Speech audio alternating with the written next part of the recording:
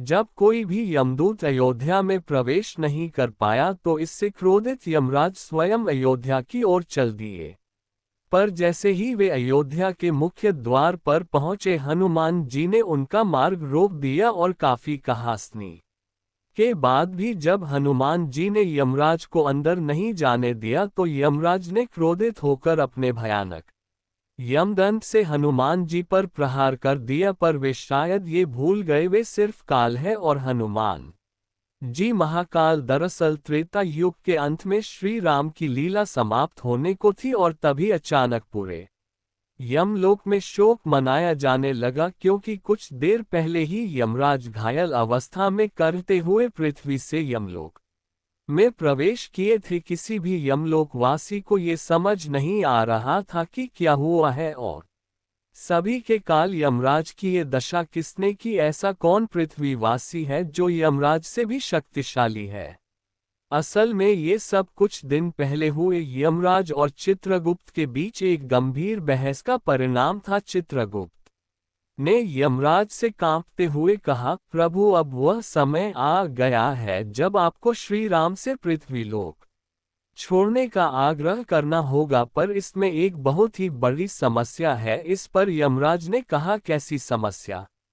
चित्रगुप्त साफ साफ बताओ। तब चित्रगुप्त ने कहा, प्रभु अयोध्या में पिछले कई वर्षों से कोई भी यमदूत प्रवेश ही नहीं कर पाता। इस वजह से अयोध्या के किसी भी मनुष्य की मृत्यु नहीं हो पा रही। आप चाहें तो यमदूतों से पूछ सकते हैं। और तब यमराज के पूछने पर यमदूतों ने बताया कि जब वे अयोध्या के समीप पहुंचते हैं तो अयोध्या के द्वार पर पहरा दे रहे एक वानर के शरीर से निकलता हुआ प्रकाश जैसे ही उनके शरीर पर पड़ता है तो उनके शरीर जलने लगते हैं और इसलिए वे आगे नहीं बढ़ पाते। ये सुन यमराज के पूछने पर जब चित्रगुप्त ने ये बताया कि वह वानर कोई और नहीं स्वयं हनुमान है तो यमराज खाके मारकर हंसते हुए कहने लगे, तुम लोग हनुमान से इतना डर रहे हो, मैं चाहूं तो किसी के भी प्राण ला सकता हूं, फिर वह हनुमान किस गिनती में है? और इतना कहते ही यमराज अपने महज भैंसे पर सवार होकर अयोध्या की ओर चल पड़े। पर जैसे ही वे अयोध्या के द्वार पर पहुंचे हनुमान जी उनके सामने आ गए। हनुमान जी ने अत्यंत विनम्रता से प्रणाम करते हुए कहा, हे धर्मराज, आप मृत्यु के देवता हैं, आपका यहाँ आना अशुभ संकेत है, कृपया बताएं आप यहाँ क्यों पधारे हैं? यमराज ने अपने अहंकार भरे स्वर में कहा, हनुमान मेरे मार्ग से हट जाओ, मैं यहाँ श्री राम से मिलने आया हूँ, क्योंकि उन्होंने अपनी लीला की जो अवधि निर्धारित की थी वह समाप्त हो चुकी है। ये सुनते ही हनुमान जी ने दृढ़ता से कहा, हे यमदेव, मेरे प्रभु की आज्ञा के बिना इस नगर में कोई प्रवेश नहीं कर सकता और जब तक मैं जीवित हूँ कोई भी शक्ति मेरे प्रभु को यहाँ से नहीं ले जा सकता। आप लौट जाए। यमराज ने इसे अपना घोर अपमान समझा और गरजते हुए बोला, अरे मूर्ख वानर, तू काल को रोकने का दुस्साहस कर रहा है, मेरे मार्ग से हट जाओ नहीं तो मुझसे युद्ध करो। यमराज के ये कठोर स्वर और युद्ध की ललकार सुन हनुमान जी क्रोध से तिलमिला उठे और फिर शुरू हुआ हनुमान जी तथा यमराज के बीच वो भयानक युद्ध जिसका आप सभी को इंतजार था। क्रोधित होकर यमराज ने अपनी विशाल गदा से प्रहार किया। इस पर हनुमान जी ने भी अपनी गदा उठाए और दोनों गदाओं की टक्कर से ऐसी भयंकर ध्वनि उत्पन्न हुई मानो ब्रह्मांड फट पड़ा हो। पर इस टकराव में यमराज की गदा के टुकड़े टुकड़े हो गए और तब यमराज ने ये सोचकर अपना कालपाश हनुमान जी पर फेंका कि वे हनुमान जी के प्राण को खींच लेंगे, पर हनुमान जी ने उसे हवा में ही पकड़ा और अपने दोनों हाथों से ऐसा खींचा कि उसके टुकड़े टुकड़े हो गए। अपनी पराजय समीप देख यमराज क्रोध से तिलमिला उठे। उन्होंने अपना सबसे प्रलयकारी अस्त्र यमदंड निकाला और गर्जना करते हुए हनुमान जी पर अमोघ यमदंड से प्रहार कर दिया। उस प्रलयकारी यमदंड को अपनी ओर आता देख हनुमान जी का शांत और सौम्य मुखमंडल प्रलयकारी तेज से धक उठा।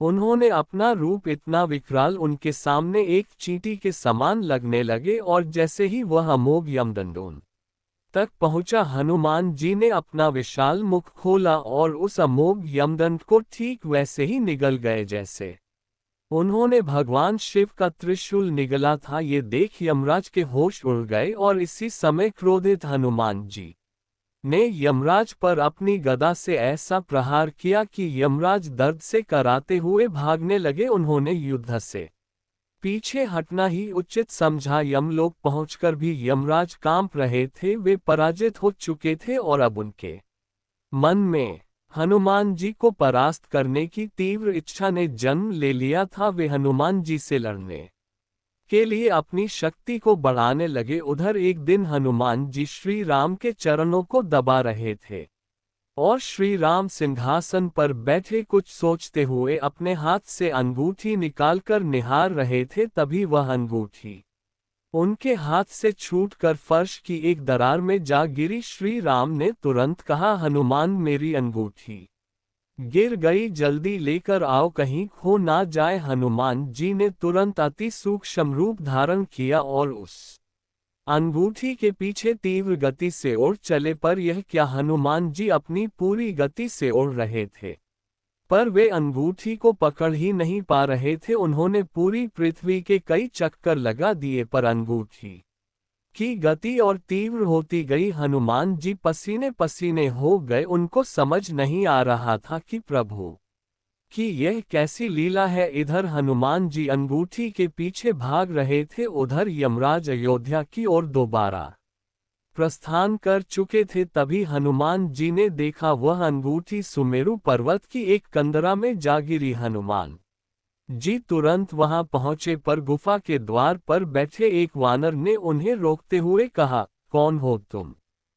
इस पर हनुमान जी ने कहा, मैं हनुमान हूँ। ये सुनकर वह द्वारपाल वानर ठहाके मारकर हंसते हुए बोला, इतना दुर्बल वानर हनुमान कैसे हो सकता है, और असली हनुमान जी तो अंदर हैं। ये सुन आश्चर्य से हनुमान जी ने अंदर वाले हनुमान जी से मिलने की इच्छा जताई। जैसे ही द्वारपाल वानर अनुमति लेकर आया, हनुमान जी ने अंदर प्रवेश किया और अंदर आते ही उन्होंने एक ऐसे दिव्य वातावरण का अनुभव किया जो स्वयं श्री राम के समीप होने से भी अधिक मनोरम था। और तभी सामने सिंहासन पर बैठे एक अत्यंत ही दिव्य और विशाल हनुमान जी ने कहा, आओ हनुमान, तुम्हारा स्वागत है। इस पर हनुमान जी ने कहा, हम दोनों हनुमान कैसे हो सकते हैं? तो उन विशाल हनुमान ने कहा, मैं पिछले कल्प का हनुमान हूं और तुम इस कल्प के कहो क्यों आए हो? तब हनुमान जी ने कहा, मैं प्रभु की अंगूठी लेने आया हूँ, वह इसी गुफा में आई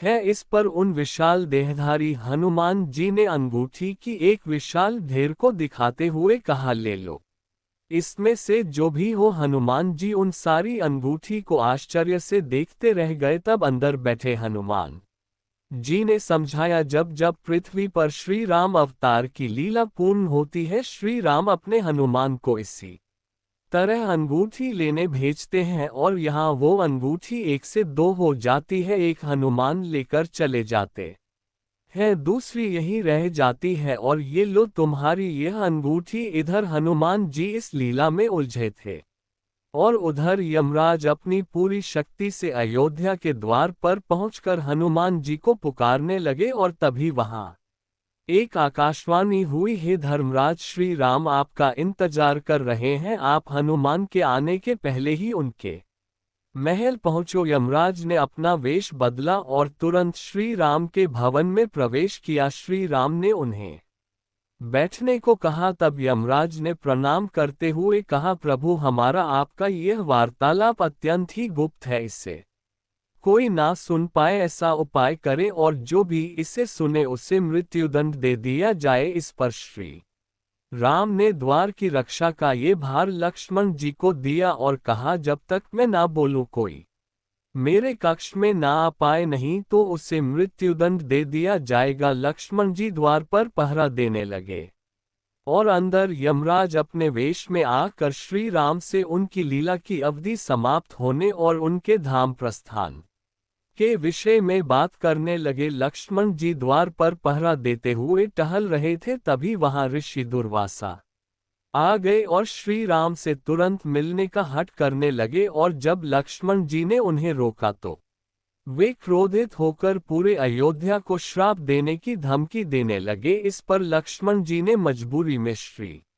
राम और यमराज के वार्तालाप में बीच में ही महल में प्रवेश किया। ये देखते ही यमराज तुरंत ही अदृश्य हो गए, और इसी घटना के फल स्वरूप श्री राम ने जब लक्ष्मण जी को त्याग दिया तो लक्ष्मण जी ने सरयू नदी में जल समाधि ले ली। जब हनुमान जी प्रभु की अंगूठी लेकर अयोध्या वापस आए तो श्री राम सहित सभी परिकर धाम प्रस्थान करने के लिए सरयू तट पर थे, और जैसे ही हनुमान जी को सारी घटना का पता चला, उन्हें पहले तो यमराज पर क्रोध आया, पर बाद में इन सभी घटना को प्रभु की लीला का हिस्सा जान सब भूल गए।